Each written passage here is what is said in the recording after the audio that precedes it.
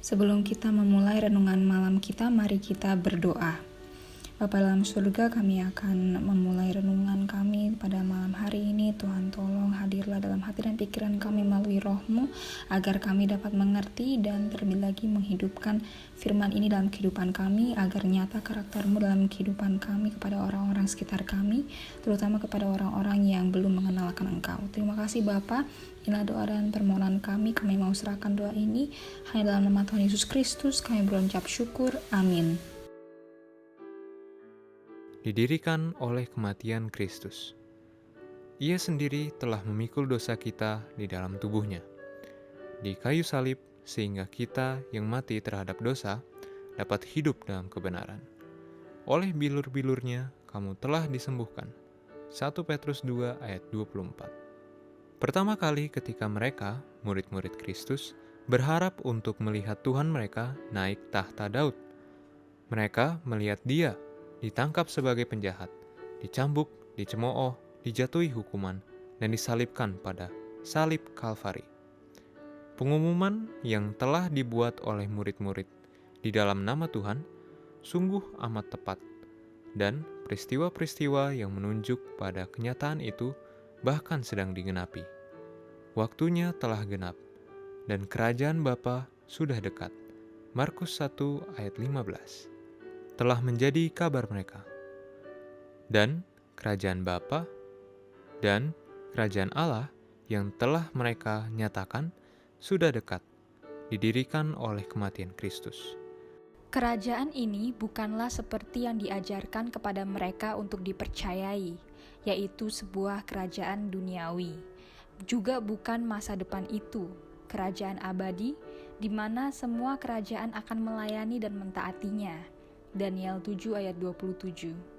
Ungkapan kerajaan Allah sebagaimana dalam Alkitab merujuk pada kerajaan kasih karunia dan kerajaan kemuliaan. Kerajaan kasih karunia telah dibentuk segera setelah kejatuhan manusia. Namun, itu tidak benar-benar didirikan sampai kematian Kristus.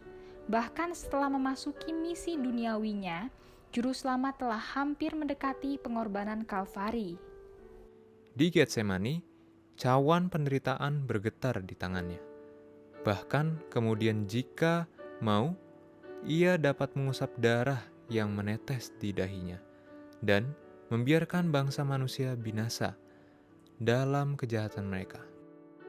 Tetapi ketika Juru Selamat menyerahkan hidupnya dan dengan nafasnya yang terakhir berseru, "Sudah selesai," maka pemenuhan rencana penebusan pun terjamin. Janji keselamatan yang dibuat untuk pasangan berdosa di Eden disahkan. Kerajaan kasih karunia yang sebelumnya ada karena janji Allah kemudian didirikan. Demikianlah kematian Kristus, peristiwa yang dianggap oleh murid-murid sebagai kehancuran terakhir dari harapan mereka, telah ditubuhkan untuk selama-lamanya. Peristiwa yang memenuhi mereka dengan duka dan keputusasaan akhirnya menjadi pusat kehidupan kekal pada masa yang akan datang dan kebahagiaan abadi bagi semua umat Allah yang setia dalam segala zaman. Demikianlah renungan malam kita pada hari ini. Terima kasih, Tuhan Yesus memberkati. Mari kita berdoa. Bapa dalam surga, terima kasih atas renungan yang Tuhan sudah berikan pada malam hari ini. Tuhan tolong agar sanggupkan kami melalui roh-Mu untuk mengerti dan terlebih lagi mempraktekkan firman ini dalam kehidupan kami.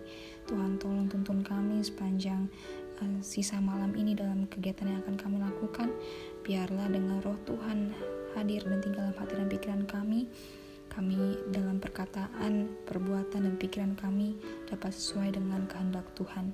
Terima kasih Bapa atas janji-Mu yang selalu pasti dalam kehidupan kami. Kami mau bergantung sepenuhnya kepada Tuhan dan kami mau serahkan hidup kami ke dalam tangan-Mu. Dalam nama Tuhan Yesus Kristus kami berucap syukur. Amin.